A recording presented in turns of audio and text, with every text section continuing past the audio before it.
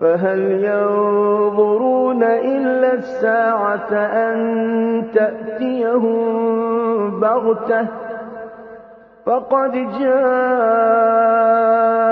أشراطها فأنى لهم إذا جاءتهم ذكراهم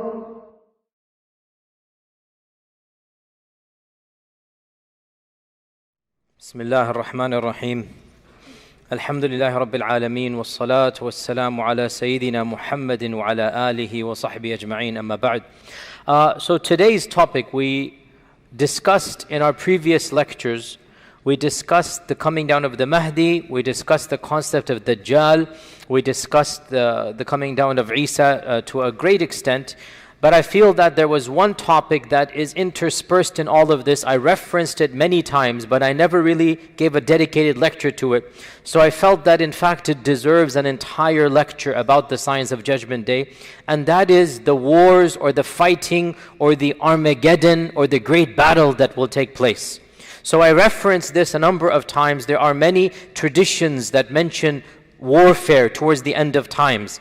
And the fact of the matter is that these traditions, although numerous, they are cryptic as usual because we don't have a chronology.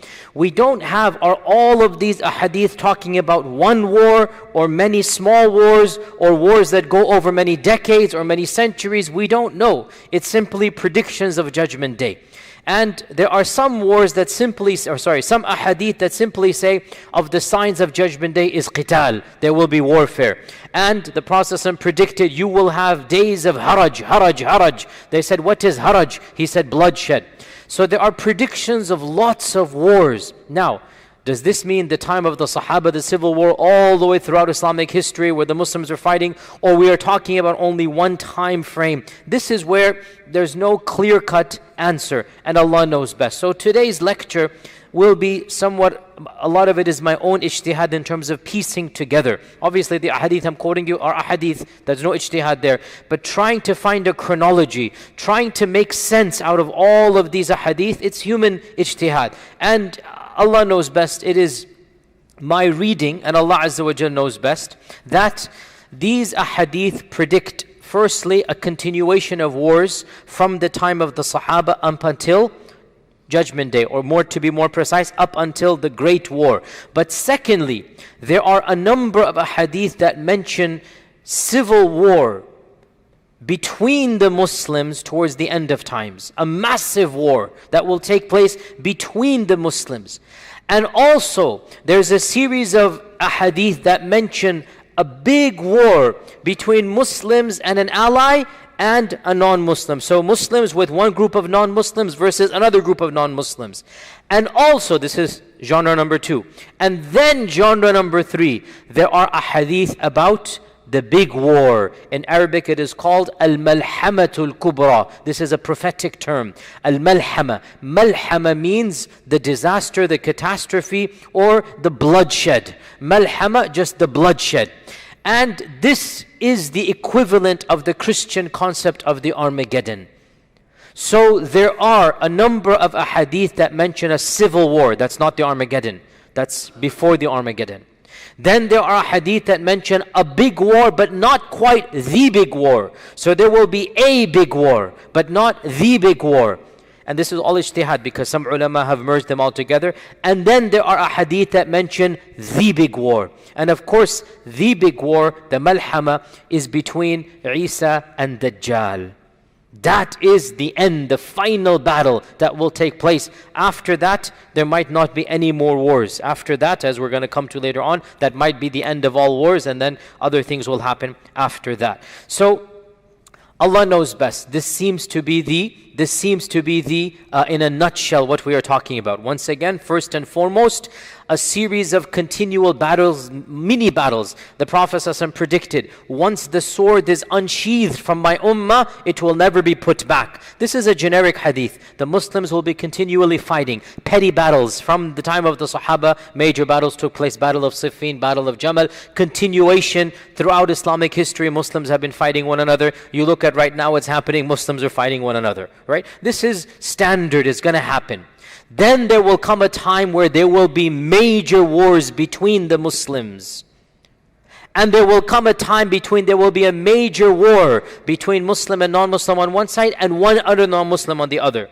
Now, whether this is going to be before and after the big major war between Muslims, we don't know. We don't know. And then it will conclude with what? With the big war, the Malhamatul Kubra. So today, inshallah ta'ala, let's discuss some of those traditions and get a clear understanding of what this notion is. We begin with the famous hadith in Sahih, the Tarikh of Ibn Asakir, which is oft quoted many times. It is an authentic hadith where Abdullah ibn Hawala said, we were with the Prophet ﷺ and we complained to him how poor we were and that we didn't even have clothes to wear. We're complaining to him. So the Prophet ﷺ said, rejoice, don't worry about that. For I am not worried that you will live in poverty. La wallah, I'm not worried that you're going to live in poverty. Wallahi, this ummah will be in continual good until Allah subhanahu wa ta'ala opens up the lands of the Faris, the Persians, and the lands of the Romans, that's the Byzantine Empire, and the lands of Himyar, that is Yemen. So in Mecca, the Prophet ﷺ predicted, don't worry, we will conquer the Persian Empire, and that happened. And we will conquer the Byzantine Empire, and that happened. Jazakallah khair. And we will conquer Yemen, and all of that happened. Then the Prophet ﷺ said, you will become 3 armies. So he said, you will become. This is the ummah. This is the civil war we talked about between the Muslims. You will become 3 armies. Jund bil Sham, wa Jund bil Iraq, wa Jund bil Yemen. An army will be in Sham, an army will be in Iraq, and an army will be in Yemen. And wealth will be so much that a man will be given 100 dinars. Now 100 dinars, maybe if I were to say in our times, like $5,000. It's a large amount, but not an obscenely large amount. 5,000 is no joke. 100 dinars is a good amount of money, right? A person will be given 100 dinars and think, this is nothing. This is not a good amount. In other words, wealth will be so much that a good amount of wealth would be considered utterly trivial. Ibn Hawala said, Ya Rasulullah, when that happens, which of these 3 armies should I be with? Which of these 3 armies should I be with? The Prophet ﷺ said, I tell you to be in the army of Ash-Sham, of Syria, because it is the chosen of Allah's people, and it is where the Qiyamah will take place. So the Prophet ﷺ predicted that there will be 3 armies, an army in Ash-Sham, an army in Iraq, and an army in Yemen. And he told Ibn Hawala, choose the army in Yemen. I already mentioned, in Ash-Sham. I already mentioned another hadith that I mentioned right before going for Hajj. We mentioned that when I mentioned the concept of the Mahdi. We went over this hadith quickly. It is in the 6 books, the authentic hadith, Sunan Ibn Majah, where our Prophet ﷺ said, this is about the Mahdi. We jumped to the Mahdi part. There was a phrase there I glossed over, and that is, يَقْتَتِلُ عِنْدَ كَنْزِكُمْ ثَلَاث كُلُّهُمْ إِبْنَ خَلِيفَةٍ. 3 sons of a Khalifa will fight amongst you at your treasures, for your treasures. What treasure is this? Some have said this is the treasure in Mecca.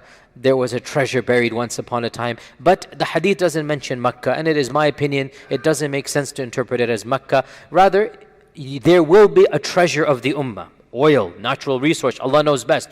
There will be a treasure belonging to the ummah. And 3 sons of a Khalifa, 3 princes. All of their fathers are royal family. All of their fathers are ruling. So 3 sons of a Khalifa will fight one another. So these are within the ummah. This is the internal civil war that we talked about. And none of them will be victorious. They're all 3 going to fail. None of them will be victorious. And then the black flags will come from Khurasan, and then the Mahdi, and then the hadith goes on. So we jump to the Mahdi, but where does it begin? There will be an internal civil war. And what this hadith shows is that the Mahdi will come at a time when the Muslim ummah itself is internally fighting. And the Mahdi will unify the ummah from within. This is pretty clear, that the Mahdi will unify the ummah. The ummah will need a leader. The ummah will need somebody they can trust, somebody whose integrity is beyond doubt, and the person that they will look to and the person they will unanimously go behind is none other than the Mahdi. So there will be massive civil war, but the Mahdi comes and that civil war will be finished, because how can now you fight when the Mahdi is there? So this is a very clear indication that there shall be a time of massive internal civil war between the ummah.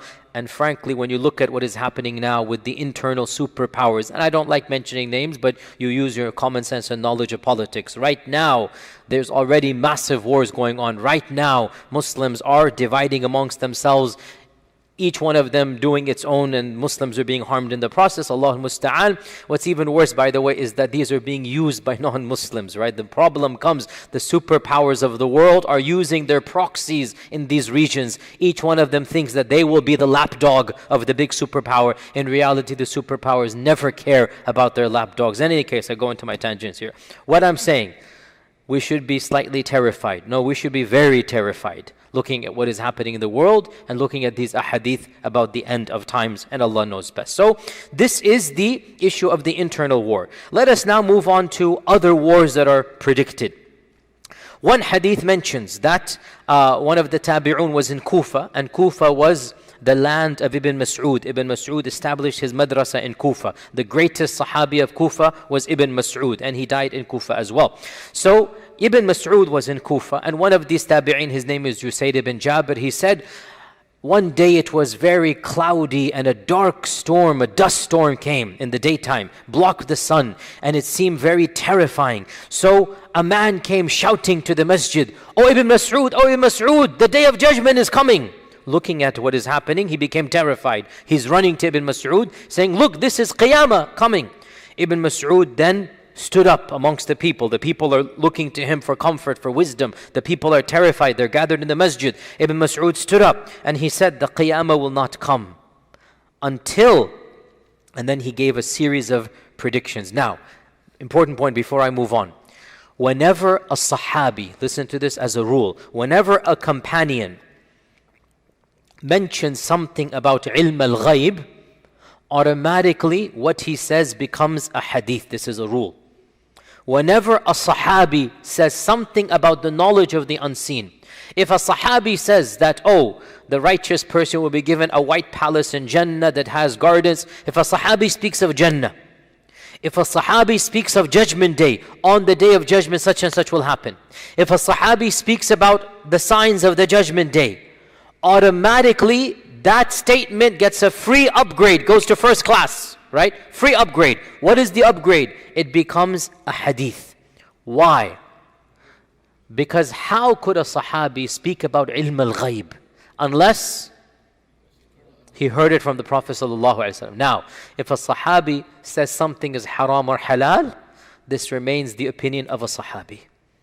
Because haram and halal is ijtihad. Haram and halal, you have the right for ijtihad. And the Sahaba differed about haram and halal, like all of these great scholars did. If this is haram, this is halal, the Sahaba differed. They have the right for ijtihad. Their ijtihad has a high level, but it doesn't become Quran and Sunnah. But when a Sahabi speaks about Allah Azza wa Jal, His names and attributes, the judgment, the signs of judgment, automatically it gets a free upgrade. In this hadith, the hadith begins as a statement of Ibn Mas'ud, then in the middle, automatically Ibn Mas'ud says, and then the Prophet said. So we even prove the rule through this hadith, that he's narrating what the Prophet said, and then in the middle of the hadith, he subconsciously says, and then the Prophet said. The hadith does not begin in the middle where he says, and then the Prophet said. It begins from the beginning because it talks about the knowledge of the unseen. So go back to the hadith. It's an interesting hadith. Ibn Mas'ud stood up. By the way, this hadith is in Sahih Muslim, I forgot to mention, and it's a long hadith. Ibn Mas'ud stood up and he said, the Qiyamah is not going to come until you see these signs. And these signs haven't come, so this cannot be the Qiyamah. Number one, he said, people will not be able to divide their inheritance. This means massacres and death will be so profound that a person will have no family left. And people will not be happy over ghanima, war booty. Once again, means there's no family. And this is explicitly mentioned, we'll talk about it. Then he pointed towards Asham, Syria. He is in Iraq. He points towards the land that is known as Sham. And he said, and an enemy will gather forces against the Muslims, and the Muslims will gather forces against them. A man in the audience said, do you mean Ar-Rum, the Romans? He said, yes.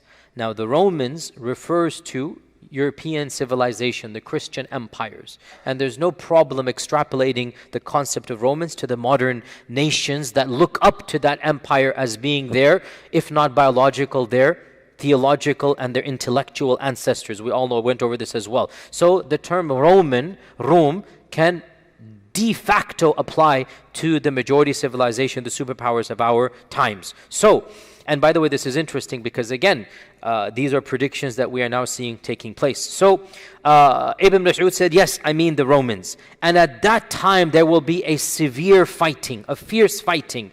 The Muslims will send a battalion to fight to death, and they will not return. They will die. They will fight until night. Neither side will be victorious over the other. On the second day, the Muslims will send another battalion, and they will fight to death, and they will not return victorious. On the third day, the same thing will happen. And then on the fourth day, so for 3 days, Muslims are going in, and it is going to be massacre after massacre. Nobody will remain alive from the first batches that go. On the fourth day, Allah Azza wa Jal will grant victory to the Muslims, and the enemy will be defeated. So there will be 4 days of battle somewhere in Bilad al-Sham. Now, is this the great Armageddon, or is this the precursor to the Armageddon? This is not the great Armageddon, it looks like. This is the precursor. This is a massive war that will take place before the Armageddon. Now the hadith goes on, and this is from the statement. This will be a battle the likes of which have never seen before. This is very terrifying. In human history, no battle has taken place that is more terrifying and more severe than that battle that will take place towards the end of times. And then Ibn Mas'ud said, and this is so powerful, and it's not Ibn Mas'ud, it is from the Prophet ﷺ, so much so that a bird that will fly over them will fall down dead. Now, you tell me, before I move on, you tell me, no matter how many people are killed by the swords on this land, will it affect a bird in the heavens? No. What will affect a bird in the heavens? Not swords. Get the point. Not swords. Something's going to happen that a bird in the heavens will be flying over, it will come down dead. And then the hadith goes on. Out of a family of 199 will perish and 1 will survive. The attrition rate in this war, 99%. Allahul Musta'an. What war in human history has had 99% death? None. I don't know of any. 99%. The victory was given to the 1%. 99%. And this is when the Prophet ﷺ said, Ibn Mas'ud said, so how can anyone be happy over ghanima or any inheritance be divided? In other words, may Allah protect all of us. If somebody were to give you $1 million but you have no family, wallahi, what sane person will choose that? Family is worth more than this whole dunya. So the Prophet ﷺ is saying, how can anybody be happy when he gets all the ghanima and 99 of his family had that? He's nobody left, no parents, no children, nothing left. How can anybody be happy? What is the point of that ghanima? It's all gone. How will inheritance be divided when there will be no family left? So this war will destroy 99% of those fighting in it.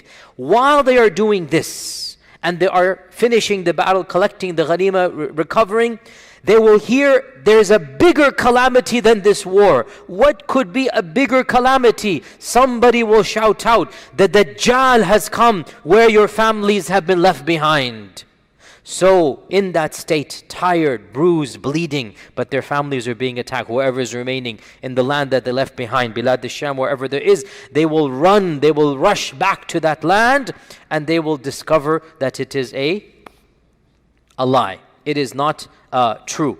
And in one hadith it is mentioned that they will send their 10 best horsemen to go verify that news. The 10 fastest horsemen. And then the Prophet ﷺ said, I know their names and the names of their forefathers and the colors of their horsemen, the colors of their horses, and they will be the best horsemen on the face of this earth. Now, Does this mean we will go back to horses and swords?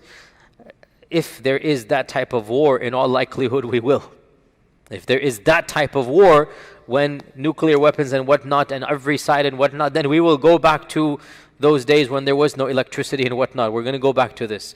Or is it possible that when the Prophet is saying horse, he means a vehicle? This is also possible. It's not too much of a stretch, and Allah knows best. So this hadith mentions. Now, does this hadith mention the Mahdi? Yes or no?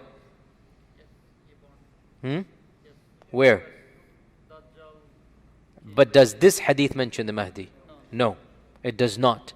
But other ahadith mention that the Mahdi will be the one that will be there when the news comes that the Dajjal is around. So it appears that this big war that is being referenced is a war that the Mahdi will participate in, even though he's not mentioned in this one, right? So it is a war between Ar-Rum and between the Muslims. It is a massive war. Now, many have said this hadith is a reference to the Armageddon. And it could be true. Because here's the point. Is the Armageddon one battle or is it a series of battles? It goes back. If it's only one battle, then in all likelihood that will be Dajjal and Isa ibn Maryam. But if it is a series of major battles, then it makes sense that this hadith in fact is one of those big battles of the Armageddon. Allah knows best. The next hadith we'll mention, which is a very cryptic one, and it has been used by the terrorist group known as the Islamic State as their basis. We don't agree with this group, and I have very publicly criticized them, and all you need to do is look at how much damage they have done a lot of times. And by the way, I gave many lectures about this. Obviously I'm new to the community still, but you will know inshallah when we go on. SubhanAllah, look at what the Prophet said about the Kharijites, the Khawarij. He said, their speech is beautiful, but their actions are deadly. Their speech sounds good. It is sweet, but what they do is evil. And this is exactly what these groups, all of them. If you just listen to snippets, oh, we will re-establish Allah's command and we're going to do this, we're going to do that. Then you look at what they do and the number of Muslims that they have killed and their tactics and you realize these are exactly the Khawarij, like the Prophet ﷺ said. Read the descriptions of the Kharijites. Look at what they did to the Sahaba. Look at their philosophy and attitude. And wallahi, you will see all of these groups. They might speak that which sounds like honey, but in reality, their harm is much worse than even the harm that non-Muslims do. And this is the reality that we see with our own eyes. So this group known as the so-called Islamic State, which is now on its last legs and it will inshallah be completely eliminated. This group used the hadith I'm about to quote you as its basis, as one of its main bases. And it is authentic hadith, and it is the hadith in Sahih Muslim. Abu Hurairah narrated that the judgment will not come until a room will come out to fight you at a place called A'maq or Dabiq. Now, Dabiq is, and A'maq is close to it, Dabiq is a city in Syria. And the so-called Islamic State took it as its capital. And they intentionally fought to get a small city, a very mid-sized or small-sized city. They wanted to capture that city. Why? Because it's mentioned in this hadith. And we had said a few weeks ago that it is not allowed to do what? Do you remember? I mentioned this very clearly. It is not allowed to do what? Write a screenplay from the hadith. We don't write a Hollywood drama from the hadith. It happens, it will happen. We do not extract a drama and enact it. We've seen what happened throughout history when people have attempted to do that. No, we don't do that. It happens, it will happen. But you don't think you are the one who's going to go do that. We have seen time and time again, people have attempted to do that and it has failed miserably. And one of the most important examples, this is another example of ISIS and Dabiq and whatnot. Another example we mentioned is Juhayman and his takeover of the Kaaba, and he thought he would enact all of the hadith that are mentioned, but he couldn't, because again you have to pick and choose, just like over here. And anyway, so the hadith goes on, that the Romans will come and fight you at a land called Dabiq. And the best of the people of earth from the city of Medina will leave Medina and fight against them. When they are getting ready for war, lining up for war, listen to this, very cryptic. The Romans will say to the Muslims, leave us with the group amongst you who have forsaken their religion. We want to fight them. I'll explain. The Muslims will say, La wallahi, we will never leave our brethren and will never abandon them to you. I'll finish the hadith and then explain. So the battle will rage on. The battle will rage on. 1/3 of the Muslims will retreat out of cowardice, and Allah will never forgive them. When the battle gets tough, they will flee. And the Prophet ﷺ said they will never be forgiven. 1/3 will be killed, and they will be the best of shuhada. They stood their ground, they died martyrs, and they will be the best of shuhada. And 1/3 will conquer, 1/3 will win. And they will not be tested. Maybe the test of the grave, maybe the test of the akhirah. They will not be tested. Allah will bless them and they will not be tested. And they, meaning that 1/3, will then conquer Constantinople. Again, we'll explain this in a while. It's a long hadith. When they will be dividing their ghanima, after they've hanged their swords on the trees to be oiled, then they will hear Shaitan cry out that Dajjal has appeared amongst your children. Thinking it to be true, they will march to fight the Dajjal, but they will find it to be a lie, and they will reach Bilad al-Sham, Syria, and when they have lined up to pray Fajr, that is when Isa ibn Maryam will come down after the Dajjal has actually come, and he will then lead the Muslims in war and battle. And when Aduwallah, the Dajjal, sees Isa ibn Maryam, he will melt like salt is dissolved in water. And the Prophet ﷺ said, if he were to be left in that state, he would die, but Isa will kill him, and the people will see the blood of the blood of Dajjal on the weapon of Isa. End hadith. Now, again, this hadith is very, very cryptic. It mentions many things. First and foremost, it also reiterates the previous concept of a massive war between the Romans and the Muslims. Now, in this hadith, it mentions 1/3 only will die, whereas the previous hadith mentions 99% will die. As I said, it appears there will be multiple battles, not just one. And in some of them 99%, and in some of them 1/3. This hadith mentions that this army will conquer Constantinople, whereas the previous hadith does not mention that. So maybe there are multiple wars going on in the world, and the Dajjal's announcement will take place in all of them. Shaitan's going to frighten the Muslims. Dajjal is here. They're going to be expecting Dajjal because they're seeing the hadith take place. So Shaitan will use it as a tactic. So maybe multiple groups will run back to Bilad al-Sham, and there they will be with the Mahdi, and the Mahdi will then be leading them in Salah, and Dajjal will actually have come at that point in time, and then Isa will come down as we had mentioned. Another hadith that mentions all of these as well is that the Prophet ﷺ said, the fortress of Muslims on the day of the Malhama, this is where it is mentioned, the Armageddon, the Malhama, will be Ghuta, which is a city near Damashq, one of the best cities in Ash-Sham. This hadith is in Abu Dawood, it is authentic. 3 things are mentioned: Ghuta, Damashq, and Bilad al-Sham. Ghuta is a small city, it is still inhabited to this day, and it is maybe an hour or so outside of Damascus, or I don't know exact timing, but maybe a Syrian brother can tell me, but it's not far from Damascus. When the Prophet ﷺ said this hadith, Damashq, Ghuta, and Bilad al-Sham were the heartland of the Christian Byzantine Empire. This is like somebody saying, oh, Texas, California, these are not lands that belong to Islam. But the Prophet ﷺ predicted that Damashq and Ghuta will be a part of the Ummah. And that when the great Armageddon takes place, I'm translating Malhama as Armageddon. When the great Malhama takes place, the fortress, the base, the camp of the believers will be where? It will be in Ghuta. It will be in the city of Ghuta in Bilad al-Sham. And of course the concept of Bilad al-Sham is mentioned many times in the hadith. The Prophet ﷺ said, hadith is in Mustadrak al-Hakim, is authentic, when the fitan occur, Iman will be in Bilad al-Sham. When the fitan take place, when the big civil wars, Iman will be in Bilad al-Sham. Now let's pause for a while and look at these hadith and try to extract a series of incidents. What can we extract from all of this? So, first and foremost, realize that Bilad al-Sham doesn't just mean Syria. Bilad al-Sham in classical Arabic pre-partition. When I say partition, don't think 1947, that's the partition of India, Pakistan and whatnot. I mean pre-partition, the Sykes-Picot Agreement.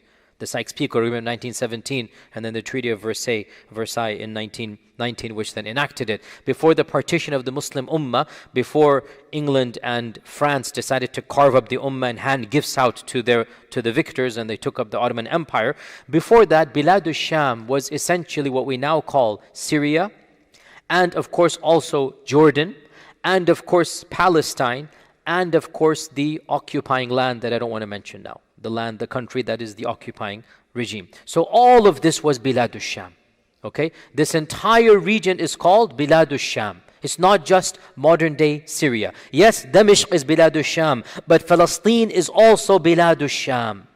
And the cities of Palestine and the cities in the modern occupying state, all of them are Bilad al-Sham. Understand this point. Okay, so realize this. Secondly, it shows that towards the very end of all of these trials, the Muslims will be united and they will be fighting outsiders. They will be fighting non-Muslims. And the people from other lands will come, like Medina. They will come because they know that they have to now fight on the side of the truth. So the fact that even from Medina, people are traveling all the way to be fighting, it shows that they recognize what is going place. It is also very clear that these wars are taking place with the Mahdi being alive. And when the Mahdi is alive, there is no civil war. How can you fight when the Mahdi is on one side, right? So this is a war between the Mahdi and the believers on one side and the unbelievers on the other side. This is a very clear issue. It also shows, as I said, that in all likelihood we're talking about multiple wars. Or maybe, Allah knows best, the Mahdi himself is going region to region. In one battle, 1/3 will die. In another battle, 99% will die. Allah knows best. Again, we don't know. We're just putting all of these together. And the fact that the bird is mentioned shows that this isn't your typical war.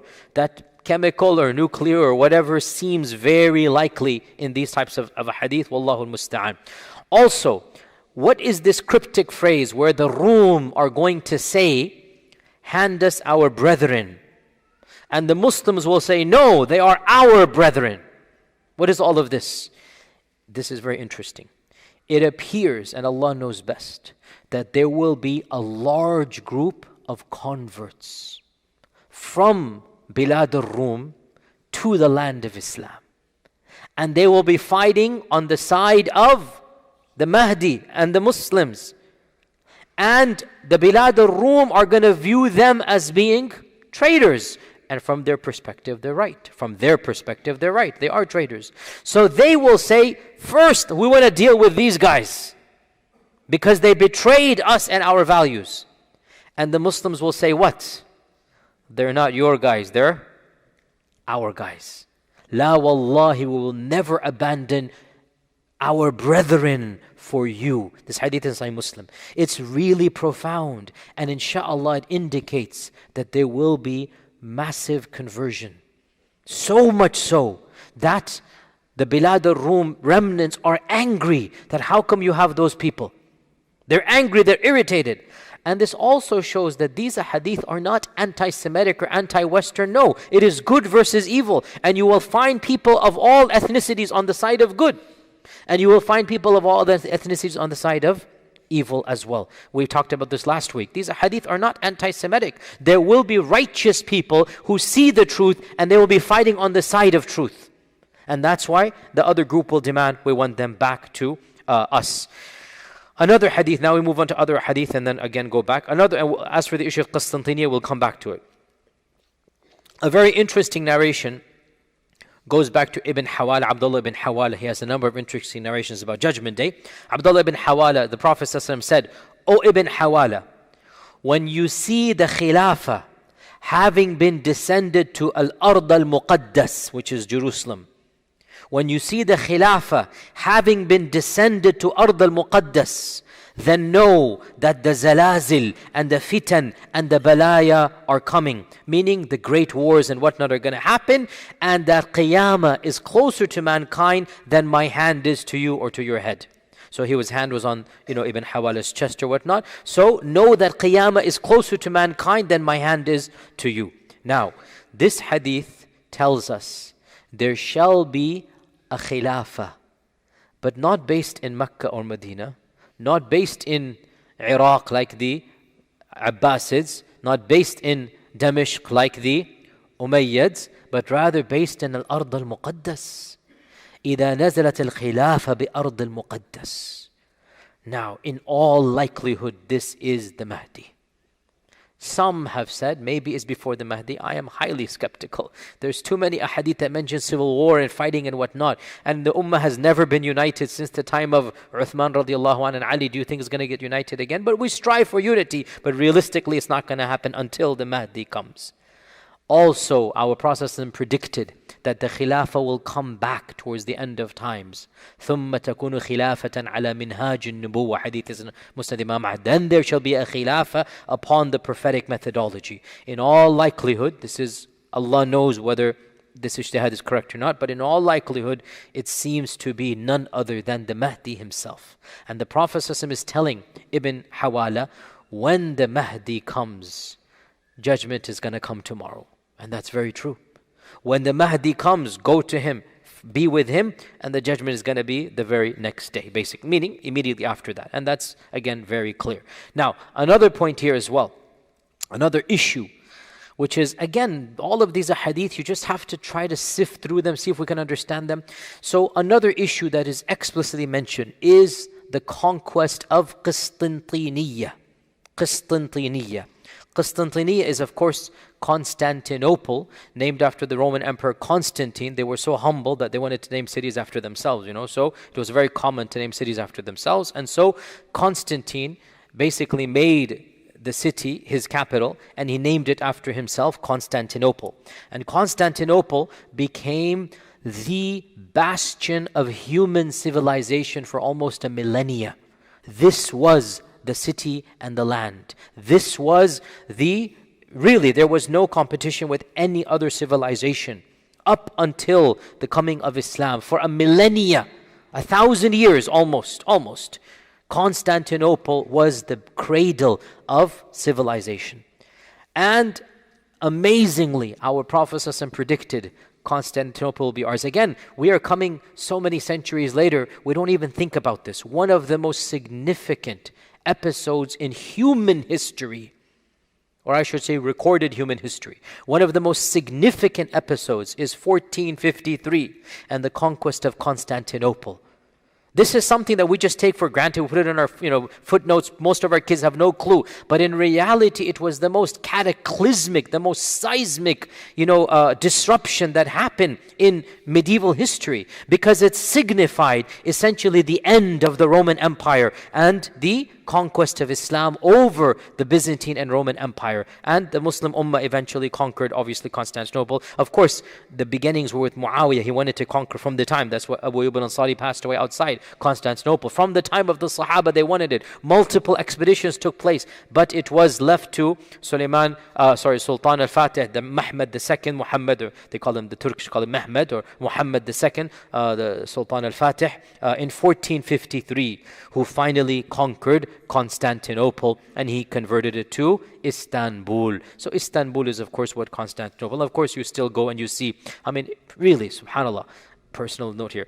The Hagia Sophia, the Hagia Sophia.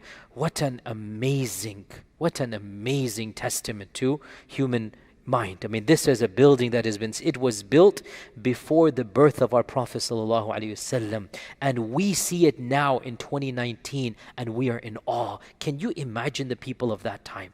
We see it now, and it is massive and big, and no pillars and no beams and the architecture, and it has been standing for 1,500 something years as it is. Truly, and that's just one aspect of their civilization. In any case, what is the purpose of going all there? Because our Prophet ﷺ predicted the conquest of Constantinople. However, good enough, easy, but there's a problem. And that is, some ahadith mention that Constantinople will be conquered. Excellent, without any time frame. Excellent. We can take that and say Sultan al-Fatih did, Fatih Sultan, Mehmed II did it, no problem. But There are other ahadith that mention this conquest will take place towards the end of times, when the Dajjal is around the corner, when the Mahdi is around. And this throws a huge spanner in our understanding. What does that mean? Because Istanbul is Istanbul now. What does that mean? Allahu A'lam.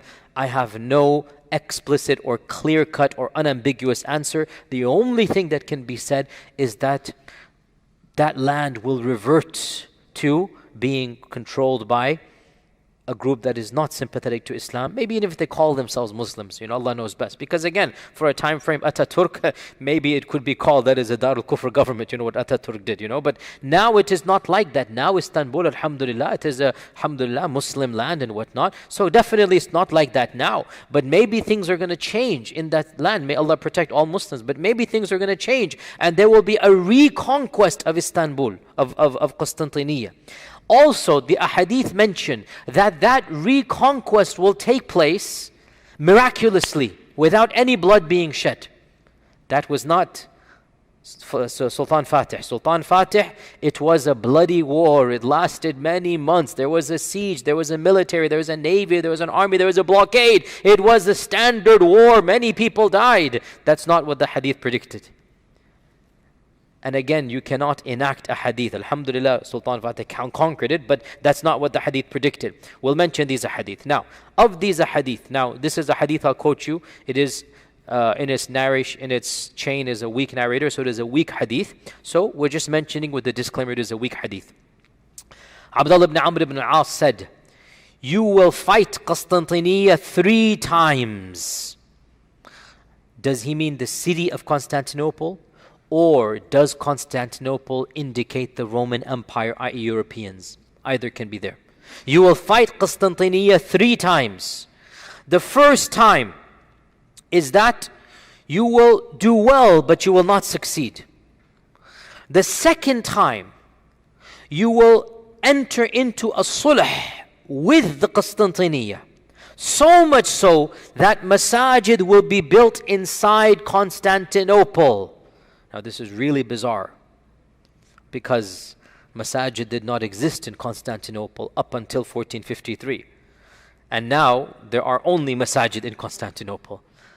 But this doesn't seem to be reference to that. Again, all of these are cryptic. So until there's a sulh between the Romans and there are masajid inside Constantinople, then you will return for a 3rd time and you will conquer it with the takbir. You will say Allahu Akbar and it will be conquered.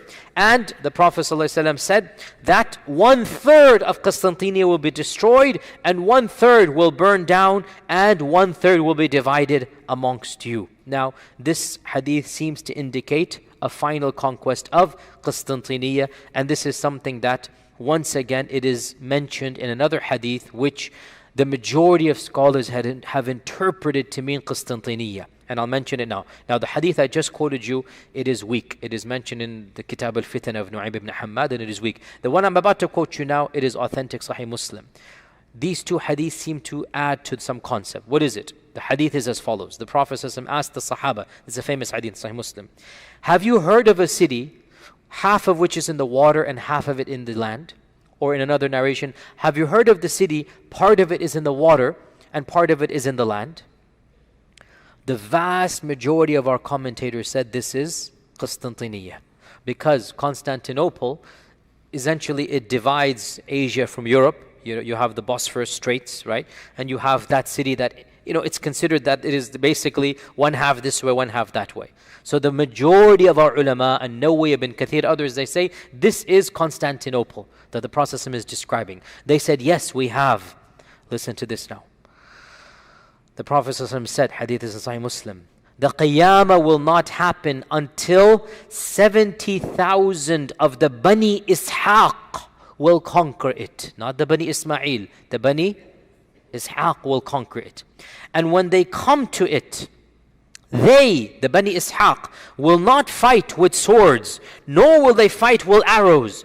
Rather, they will say, La ilaha illallah, Allahu Akbar, and one of the sides will fall down.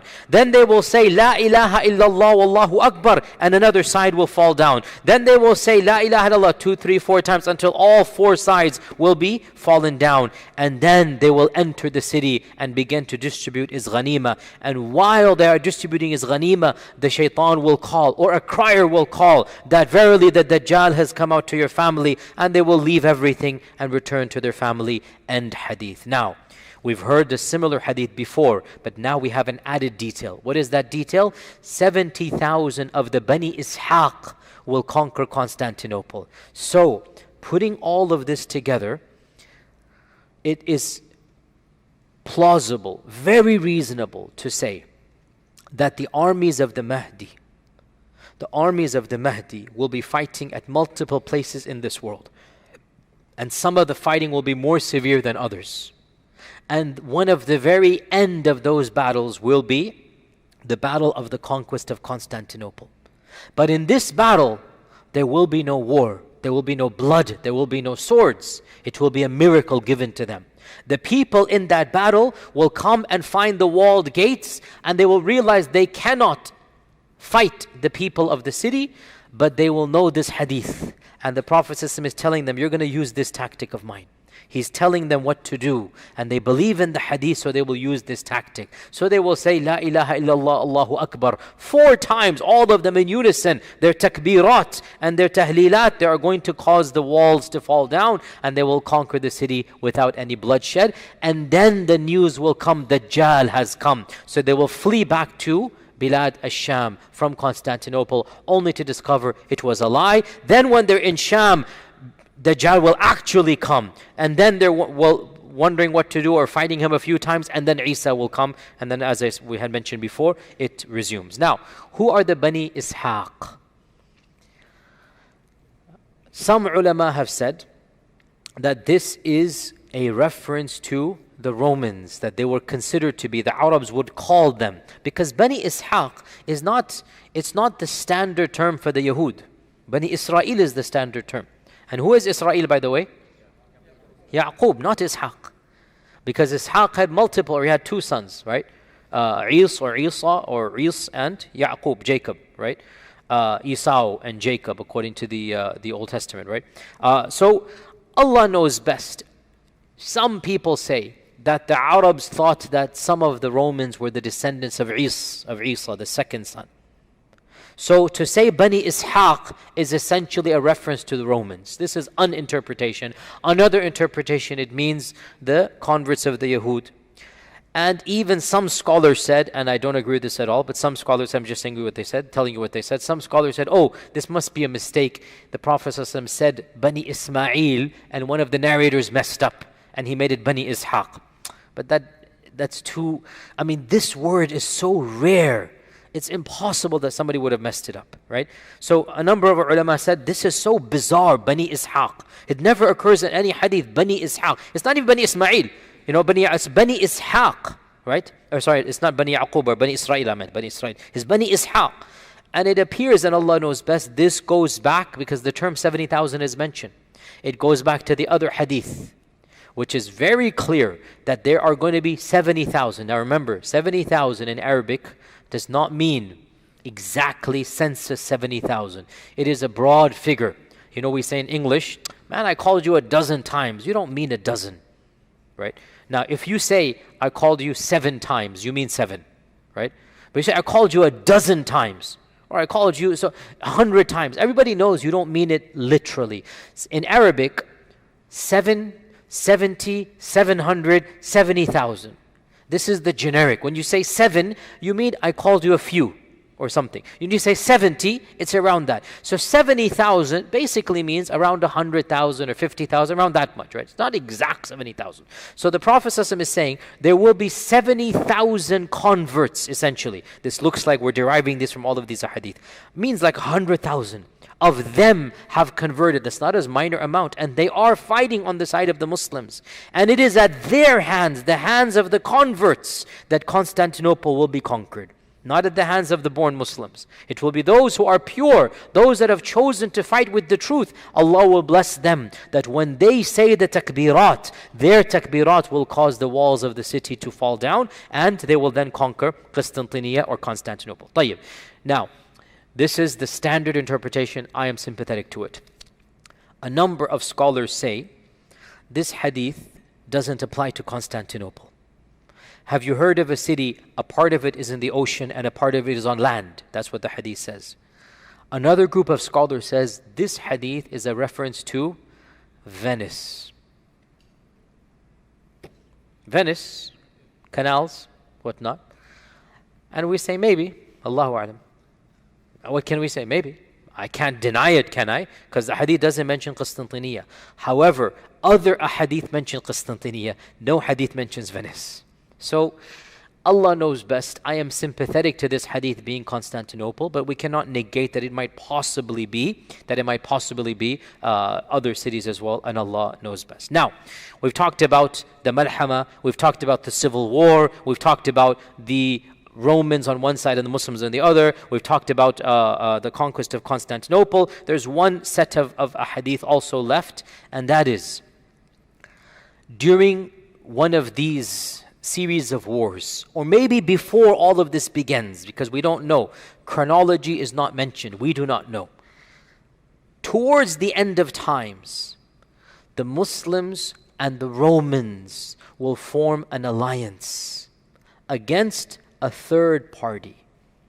Now this is very atypical from the other ahadith, because all the other ahadith mention what? That the Romans on one side and the Muslims on the other side. Correct? So, in my humble opinion, and Allah knows best, these ahadith apply at the beginning of the Armageddon. Things are going to happen where Muslims and Romans will ally with one another. And then that alliance will be destroyed, only to get worse and worse until the Mahdi and Dajjal and Isa come. And Allah knows best. And during this time frame, people will convert from the Roman side to the Muslim side. Okay, what are these ahadith of this alliance and treaty? And also these are authentic hadith. This hadith is in Abu Dawood, that Auf ibn Malik al-Ashja'i said, I visited the Prophet ﷺ during the Battle of Tabuk, when he was in the Battle of Tabuk. And his tent was made out of leather. So I sat in front of the tent. The Prophet ﷺ gave me permission. He said, come in, ya Auf. So, and this shows you how eager the Sahaba were, that Auf was sitting outside, and the Prophet ﷺ saw him from the opening. He saw Auf. He said, come in, Auf. Auf said, Ya Rasulullah, all of me come in or only a part of me come in? Means, should I just stick my head in, or do you allow my full body to come in? Yani subhanAllah, the Sahaba were so particular of the permission. Like, what are you allowing me to come in? This is your private space, Ya Rasulullah. When you say come in, are you saying I fully come in, or do you want me to just put in my head and talk to you? So the Prophet said, no, kulluk, yani all of you come in, your whole body come in. So Auf came and he said to the Prophet, the Prophet said to Auf, O Auf, count 6 things before judgment will happen. He gave him a prediction. Count 6 things before judgment day. Number 1, Mawti, my death. Auf said, as soon as I heard that, I was shocked and saddened. SubhanAllah, we take, obviously, the process of not being amongst us, we take it for granted. We're born that way. For the Sahaba, they could not imagine a world without the Prophet ﷺ. They could not imagine. It's something their mind could not conceive of. And that's why when the news came at Uhud, what happened? The Sahaba, they reacted the way they did. And that's why when the Prophet actually passed away, Medina was in gloom. As Anas said, we had never seen that sadness in our whole lives, right? So they could not imagine a world without. So they never thought, may Allah protect all of our loved ones, but we can never imagine living without our loved ones, with our parents. We don't, the world is there with them. Then when they go, that's when the shock comes to us. So the Prophet is saying, count 6 things. Number 1, Mawti. I said it was a shock to me. It was, what? Your maut? Before his mind can grasp. Number 2, 3, 4, 5, 6 come out. So he has to pay attention. Number 2, he said, then the Prophet saw him shocked. He said, count that as number one. He's emphasizing the first sign of Judgment Day is the death of the Prophet ﷺ. That's the first sign. His death is the beginning of Ashrat al-Sa'ah. Number two, he said, Fathu Bayt al-Maqdis, the conquest of Maqdis. Has that happened? Yes, in Abu Bakr's time. SubhanAllah, Abu Bakr's last day of Khilafah was the conquest of Bayt al-Maqdis. And the first day of Umar, he received the Khilafah and the news of the conquest on the same day. Fathu Bayt al-Maqdis. And when he said this, it was impossible to even think of Bayt al-Maqdis being in Muslim lands. Wallahi, it is one of the biggest miracles of the truth of Islam that our Prophet ﷺ predicted these things and they took place within a year after his death. A year after his death, Bayt al-Maqdis is conquered. And if you really understand history at that time, this was impossible to conceive of.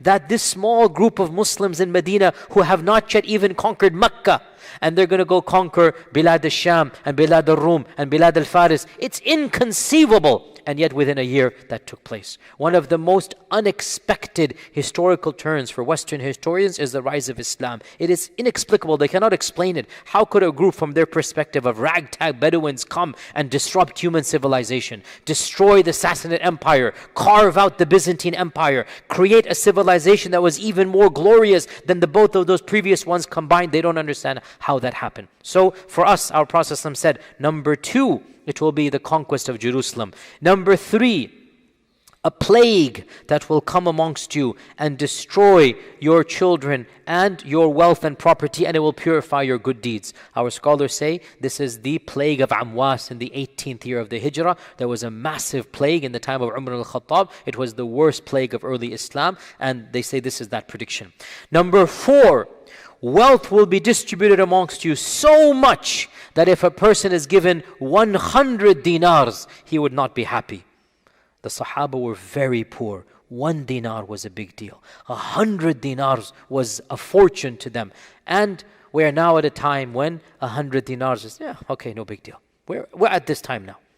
Number five, there will be a fitna, a trial that will not leave any of your houses except that it will touch it. Our scholars say, in all likelihood, this is the fitna of the Sahaba, that every single household was affected. Siffin, Jamal, Aisha, Talha, Zubayr, Muawiyah, Yazid, that fitan, that first war, that civil war that took place, they say this. Others say this might yet be another fitna that will happen. And then number six, and this is what we're interested in. Number six, there will be a treaty between you and the Romans. There will be a treaty between you and the Romans. And then they will betray you and march against you with 80 banners, under each of which will be 12,000 troops. In other words, 100,000 people. This hadith is in Ibn Majah. Another hadith mentions that you will form a treaty with the Romans, and you will fight an enemy common to both of you. You will form a treaty with the Romans, and you will fight an enemy common to the both of you. Then you will be victorious, and as you are returning back, one of the Romans will raise the cross on a mount and say, "This has caused us victory." And a Muslim will get angry and destroy that cross, say, "Allah has caused us victory." And war will break out, and the Romans will break their truce. And then this incident of marching against you will take place. So these are only 2 or 3 hadith about this. That's it. But they predict another genre of predictions, and that is, there will be a third enemy. Who is that third enemy? Allahu A'lam. But it's neither the Muslim peoples nor the Europeans. There is another power on the rise. May Allah protect us from all of them as well. But anyway, this Allah knows whether that power will be the actual one. So there will be a third race, a third group of people. You and the Romans will join hands in fighting them. And there will be an alliance between you. And you will be victorious. Once that enemy has been gotten rid of, then the Romans will essentially break their treaty with you, because of this minor skirmish where a Muslim said, no, it's not the cross, and he destroys the cross, and it's between two people, but the Romans will take that as an excuse to destroy the treaty, and they will then attack you. They will march against you with 80 banners. Now, many of our modern scholars say this must be a reference to the modern United Nations or whatever. I say, Allahu A'lam, Allahu A'lam. But 80 flags. 80 flags on one side. Every flag has a major 10, 12,000 people. That's a major war. So this is another prediction of a great Armageddon that will take place. And Allah knows best. Now, again, is this the Armageddon or is it one of them? Again, it's all cryptic. Allah knows best. It can also be said, and this is a valid interpretation, I'm not denying it at all. It can also be said that the final battle between Dajjal and Isa will be an easy battle, not a difficult one.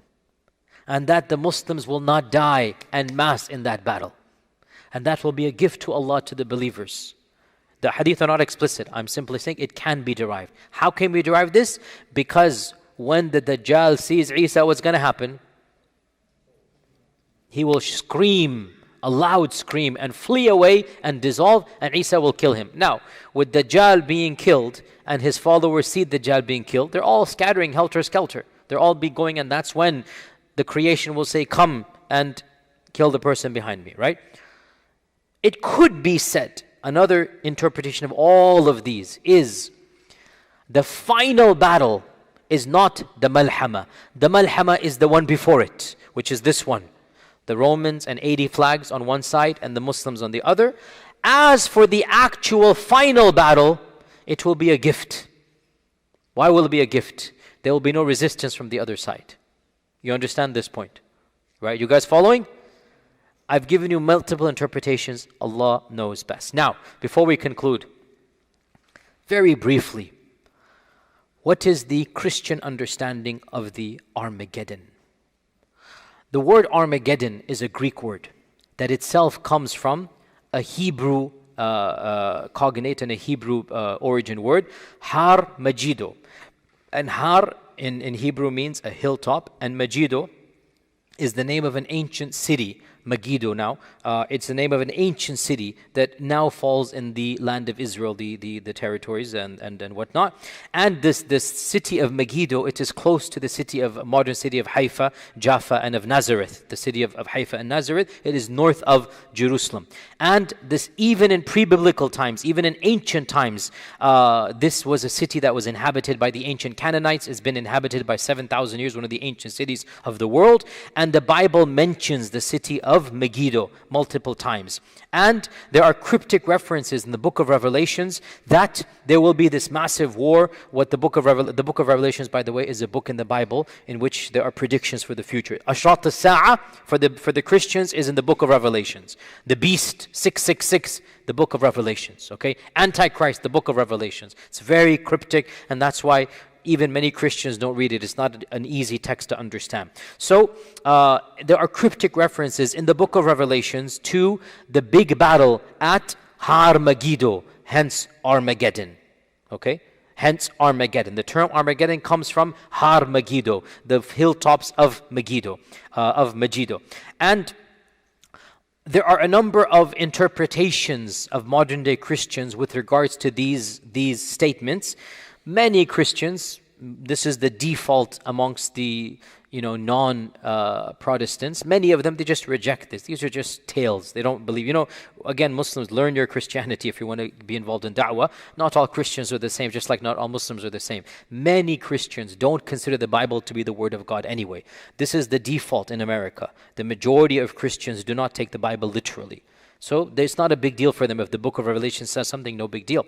However, some strands of Christians take the Bible literally, and in particular, of course, evangelicals and the Baptist strand, this is well known for this. And so for them, they have a very, very particular belief in the second coming of Jesus and in the resurrection of the dead and in the rapture, it's called, and in the Armageddon. Now, Now is not the time to get into the series of events they believe in. There are multiple strands within Christianity. Please study them if you're interested. You have the pre-millennialists, you have the post-millennialists, you have the amillennialists. All of these are various strands of Christianity. Baptists in particular are associated with the strand called premillennialism, which believes that the second coming of Jesus Christ will be in two stages. That Jesus will come and there will be a 7-year period of tribulation.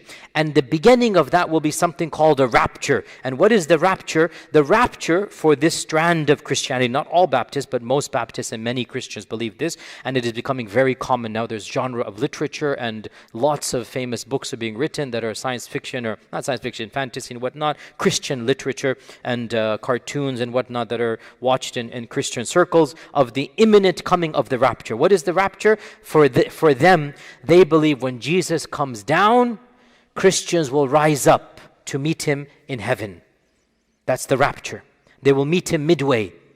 And they believe that for 7 years, there will be this battle between the forces of good and evil. The Antichrist will come. By the way, 7 years is also in Islamic literature. That's there as well.